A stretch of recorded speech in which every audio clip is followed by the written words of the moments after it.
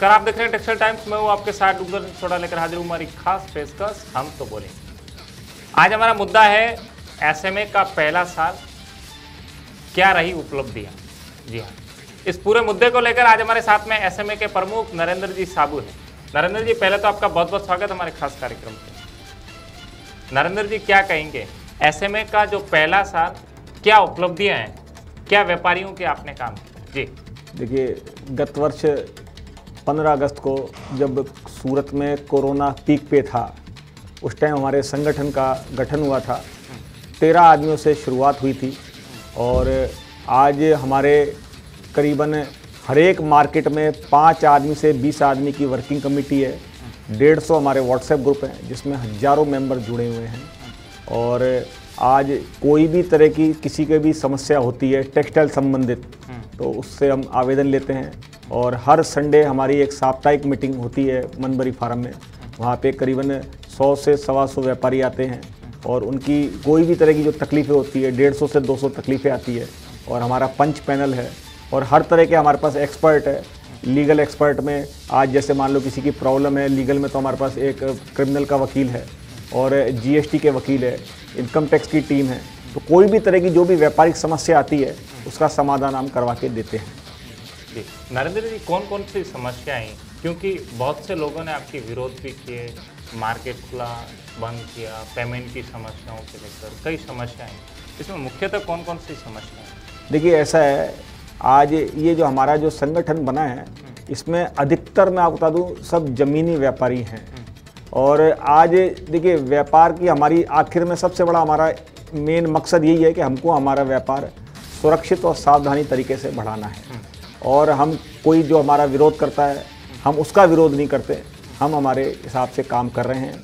और आज स्थिति ये है कि किसी को भी जरा सी भी कोई भी तरह की तकलीफ़ होती है तो वो सबसे पहले सूरत मर्केंटाइल एसोसिएशन को याद करता है। उनको मालूम है कि यहाँ पर इनके पास कार्यकर्ता भी ज़मीनी हैं। और जो आज मैं भी कोई भी तरह की समस्या 24/7 मेरा फ़ोन चालू रहता है, कोई भी तरह की किसी का फ़ोन आता है तो उसकी फ़ोन की समस्या तुरंत ली जाती है, उसका तुरंत निदान करा जाता है। जी साबू जी, कपड़ा मार्केट में कई संगठन बन रहे हैं, व्यापारियों का इससे क्या फ़ायदा होगा? क्योंकि ऐसे में नहीं, अब अनेकों ऐसे। देखिए, ऐसा है, आज संगठन पहले एक ही था, फिर धीरे धीरे करके संगठन बन रहे हैं और हो सकता है आगे भविष्य में और भी संगठन बनेंगे।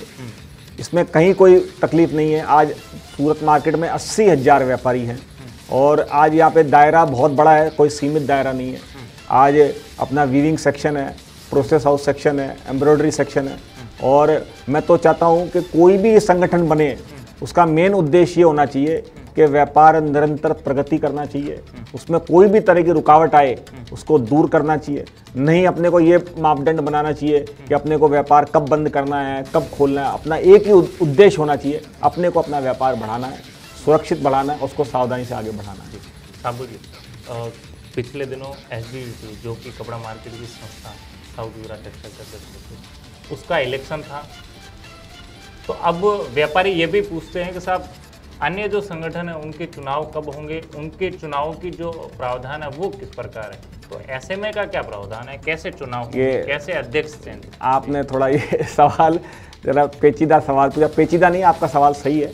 और देखिए, ऐसा है कि यहाँ पर कुछ एक ऐसा संगठन है जो पिछले कई सालों से चुनाव नहीं करा रहा है, इसको लेके बार बार सवाल उठते हैं। मैं बताइए, हमारा जब साल भर पहले संगठन बना था, हमारा AOP है, एसोसिएटेड ऑफ पर्सन में रजिस्टर्ड हमारा संगठन, और उसमें क्लियर कट एक धारा में लिखा हुआ है कि 2 साल में चुनाव होंगे। और 2 साल, अभी हमारे को 1 साल पूरा हुआ है और हमारे 15 आदमियों की कोर कमेटी है, वो 15 आदमी नया अध्यक्ष अपना चुनेंगे। और ये बिल्कुल हमारा सब लोकतांत्रिक तरीके से ही काम होगा। और हमारी पूरी सबकी यही है कि भाई जो भी है कि अपना साल भर बाद 2 साल की एक हमारी लिमिट है, 2 साल बाद चुनाव होगा हमारे। जी अभी व्यापारियों ने कई बार इको सेल के सवाल उठाए कि भाई कपड़ा मार्केट में एक ऐसी कोई कमेटी होनी चाहिए या ऐसी एक जांच जैसे कि क्राइम ब्रांच, वैसे एक इको सेल होनी चाहिए जिससे व्यापारियों का सीधा उसमें फ़ायदा हो। पिछले साल इको सेल का गठन हुआ, अब उससे कितना कुछ व्यापारियों को फ़ायदा हो रहा है, क्योंकि कमिश्नर ऑफिस में उसकी नहीं, काफ़ी फ़ायदा हो रहा है। आज जो भी जितनी भी 25 लाख से ऊपर के जो मैटर हैं, जो भी 25 लाख से ऊपर के मैटर हैं वो इको सेल में ट्रांसफ़र हो रहे हैं। और अब हम थोड़ा ये पुलिस प्रशासन से चाहते हैं कि और भी इसमें चुस्त कार्रवाई हो। जो भी आज फरियादी अपनी फरियाद लेके जाता है उसका तुरंत निकाल होना चाहिए और आरोपी की भी धरपकड़ होनी चाहिए, उसमें काम में तेजी आनी चाहिए। और मेरी एक भारत सरकार से भी दरखास्त है कि सूरत के जो कपड़ा बाज़ार को बाहरगांव की मंडी वाले पैसा इस्तेमाल करते हैं और उनको मालूम है उधार चाहिए तो सूरत जाके उधार लेके आ जाओ, और उनको मालूम है अगर कल को हमने पैसा नहीं दिया तो हमारा क्या हो जाएगा, ज़्यादा से सिविल मैटर हो जाएगा, उसमें 10 साल लड़ते रहो, 15 साल लड़ते रहो, वो कोई हल नहीं है। आप हम एक कोई कठोर कदम यहाँ पे प्रशासन के द्वारा चाहते हैं। और मैं दूसरा व्यापारियों को चाहता हूँ कि आज जैसे 75वें अपने को जो राष्ट्र अपने को स्वाधीनता में अपने को स्वाधीनता मिली है, अपने को इस उधार के धंधे से मुक्ति लेनी चाहिए। आज सभी व्यापारियों का मॉरल गिरता जा रहा है और अभी उधार का बहुत सोचे समझे परंपरागत जो व्यापारी है उनके अलावा अपने को उधार बंद कर देनी चाहिए, बहुत सोच समझ के उधार देनी चाहिए और इस उधार के धंधे से निजात पा लेनी चाहिए। साबू जी, पिछले कुछ दिन पहले एसएमए द्वारा एक ऐसा कहा गया था कि हम जो गुड्स रिटर्न है वो हम एक्सेप्ट नहीं करेंगे।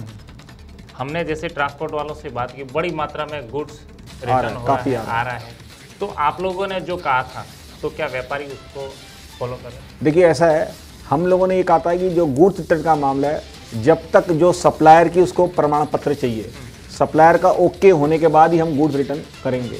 और काफ़ी हमारे जो भी मेंबर्स में काफ़ी रोक आई है और हमने क्लियर बोला हुआ है कि अगर कोई आपके अनुसार रिटर्न ज़बरदस्ती रिटर्न भेज रहा है तो आप उसका नाम दीजिए, हम उसका नाम सार्वजनिक करेंगे। इससे ज़्यादा हम कुछ नहीं कर सकते, हमारे बस में इतना ही है। अगर कोई हमारे को आज भी नाम बोलेगा तो अगर उसका नाम हम जांच करके सार्वजनिक कर सकते हैं नाम उसका। जी साबू जी, पेमेंट की बड़ी समस्या है, पेमेंट बाहर गाँव की मंडियों में आ नहीं रहे हैं, कई लोग ऐसे कई सालों से पेमेंट दे नहीं रहे हैं, तो उसको लेकर आप लोगों ने क्या कुछ? देखिए, मैं शुरू से आप लोगों को कह रहा हूँ कि आज कोई भी तरह की होती है, ग्रेडेशन सिस्टम होता है और आज हर जगह A, B, C, D की ग्रेड होती है। और आज भी जो A ग्रेड का व्यापारी है उसमें कहीं कोई तकलीफ नहीं है, उनका व्यवहार आज निरंतर चल रहा है, माल जा रहा है, पैसा आ रहा है। बाकी जो C और D ग्रेड के जो व्यापारी हैं, B ग्रेड वाले भी ठीक है, लेट सवेरे सूरत वाले संभाल लेते हैं। जो C और D ग्रेड के व्यापारी है, ये जो 2 कोरोना की जो लहर आई है, उन लोगों का माल अधिकतर छोटे व्यापारियों को, जो काम हाथ घर में कुछ व्यापार करने वाली महिलाओं को जाता था या किसानों को जाता था।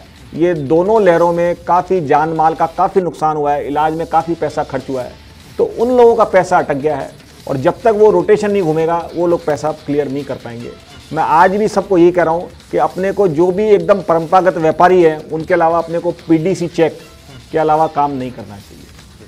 साबू जी, एक बार अभी जो प्रेजेंट में आपने जैसे पेमेंट की समस्याओं को बहुत अच्छे लेवल पे उठाया, व्यापारी कह रहे थे कि साहब साबू जी अपने संगठन के व्यापारी है या अपने से जुड़े जो लोग हैं उनका पेमेंट निकलवा देते हैं और उसके साथ में जो बाहर के जैसे कोई एजेंट का होता है तो उसका नाम डिक्लेयर हो जाता है, तो उसका पूरा नाम खराब हो जाता है और आपके जैसे कुछ पैसे वो तो निकल जाते हैं लेकिन दूसरे फंस जाते हैं। नहीं, ये गलत बात है।